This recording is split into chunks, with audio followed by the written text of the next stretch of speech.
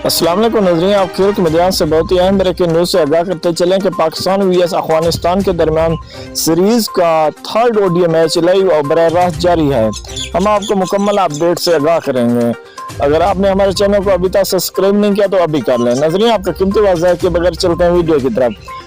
Third ODI match में पाकिस्तान ने toss जीतकर पहले बैटिंग करने का फैसला किया है। पाकिस्तान की बैटिंग लाइव और बराह रास्त जारी है। पाकिस्तानी टीम प्ले 11 में 4 तब्दीलियां की गई हैं। पाकिस्तानी प्ले 11 का स्क्वाड कौन सा है, हम आपको बताते हैं।